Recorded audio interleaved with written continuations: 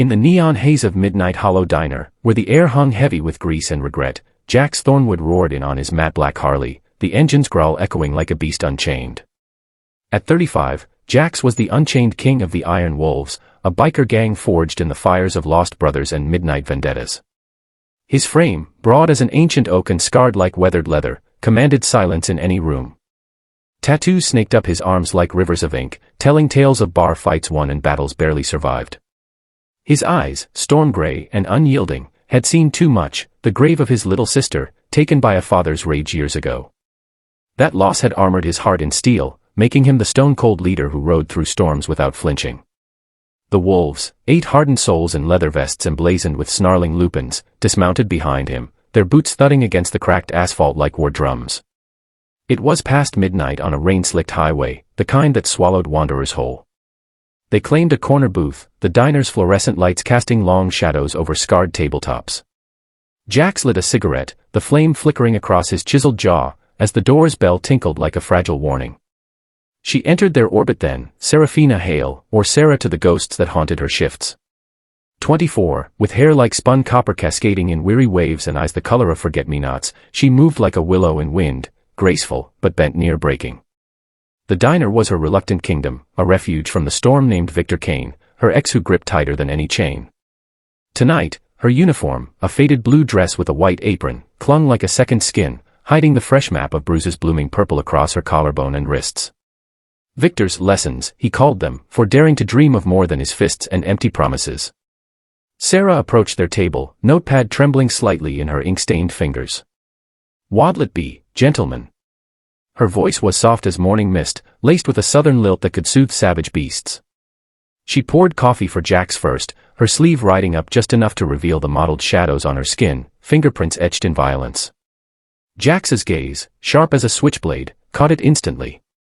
The cigarette paused midway to his lips. He'd seen those marks before, on his mother's arms, hidden under long sleeves, on his sister's throat, the night she didn't wake. Time fractured. The diner's hum faded to a dull roar in his ears. He set the cup down, deliberate, his voice a gravelly rumble that cut through the wolves' banter. "Darlin', that's no birthmark." Sarah froze, yanking her sleeve down like a curtain on shame.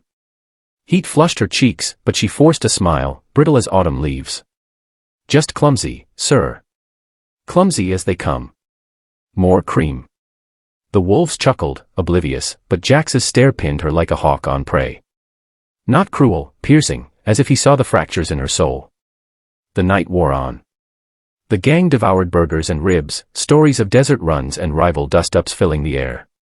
Sarah darted between tables, her laughter a forced melody for rowdy truckers, but her steps grew heavier, the bruises throbbing like accusations. Victor lurked in the parking lot shadows, his pickup idling like a predator's breath, waiting to drag her back to their trailer hell. As closing neared, Jax lingered, nursing black coffee while his men stepped out for smokes. Sarah wiped the counter, her reflection fractured in the chrome, eyes hollow, spirit fraying. He rose, silent as a shadow, and slid onto a stool. "Sit," he said, not a request. She hesitated, glancing at the clock. "Shift's not over." "Mine is." He pushed a stool out with his boot. Against her better judgment, or perhaps because his presence felt like shelter in a gale, Sarah sat.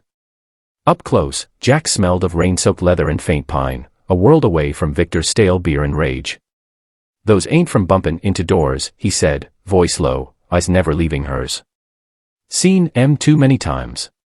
On folks who deserved oceans, not storms." Tears welled, unbidden, tracing silver paths down her freckled cheeks. "It's nothing. He'll change. He always says." The lie tasted like ash. Jax leaned in, his massive hand covering hers, gentle, impossibly so. "My sister said the same. Believed it till it stole her last breath. I was too late then. Too wrapped in my own wolves to hear her howl." Sarah's breath hitched. In his words, she glimpsed her own abyss, the endless cycle of apologies and slaps disguised as love. "What do I do?" she whispered, voice cracking like thin ice. Jax's jaw tightened, a storm brewing behind those gray eyes. He stood, pulling her to her feet with a tenderness that belied his bulk. "You fight. With teeth and fire. And you ain't alone tonight." He strode to the door, Sarah trailing like a leaf in his wake. Outside, the rain had eased to a drizzle, streetlights haloing the wolves' bikes like sentinels. Victor's truck loomed, headlights slashing the dark as he stepped out, sneer twisting his weasel face. "Sarah. Get your ass over here. Now." The wolves formed a wall of leather and muscle, engines rumbling to life like a pride of lions. Jack stepped forward, a colossus in the mist. "She ain't going nowhere with you, boy." Victor laughed, a ugly bark, pulling a rusted knife from his belt. "You don't know who you're messin' with, grease monkey." Jax didn't flinch. "Oh, I know monsters." In a blur, he disarmed Victor with a wrestler's precision, knife clattering into the gravel, Victor's arm twisted behind him like a pretzel. The wolves encircled, silent thunder, but Jax held up a hand. "No blood tonight. You touch her again, ever, and the wolves don't just howl. We hunt." He leaned close, voice a lethal whisper. "And I bury my own, but scum like you. We leave for the crows." Victor's bravado crumbled, eyes darting like a cornered rat. Jax shoved him toward the truck. "Drive. And forget her road." Victor fled, tires screeching into the night, tail lights bleeding red like a wound. Sarah stood trembling, rain mingling with tears. The wolves watched, their stone-cold facades cracking, Rico, the tattooed enforcer, wiping his eyes, Lena, the lone she-wolf, pulling Sarah into a fierce hug. Jax turned to her, rain sheeting off his jacket. "Pack what matters. You're ridin' with us till you find your dawn." She did. A duffel of dreams, faded photos, a locket from her gran, and they roared out, Sarah on the back of Jax's bike, arms wrapped around his waist, wind whipping her fears away. Miles blurred into hours, the highway a ribbon of freedom under star-pricked skies. At a roadside motel, as dawn painted the horizon gold, Jax sat with her on the porch, sharing a thermos of coffee. "Why?" she asked, voice small. He stared at the fading bruises on her wrist, tracing them with a callous thumb. "'Cause I couldn't save Ellie. But you're the light she would have been. And damn if this old wolf ain't got room for one more in the pack." Sarah leaned her head on his shoulder, the weight of chains lifting.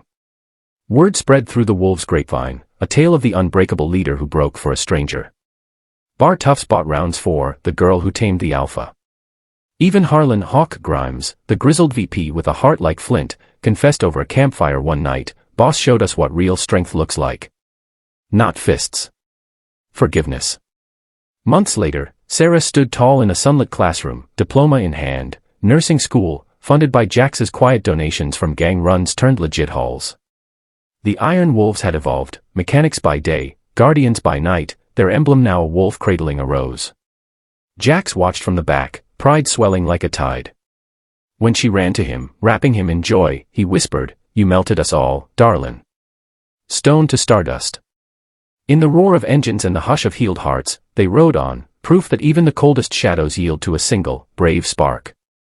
Thank you for watching this story till the end. Sparkles. If it touched your heart, please support us. Thumbs up, give it a like. Speech balloon, share your thoughts in the comments. Bell, subscribe to our channel and turn on notifications. Your support helps us create more stories that inspire and make you believe in miracles. Your participation means a lot to us, Red Heart.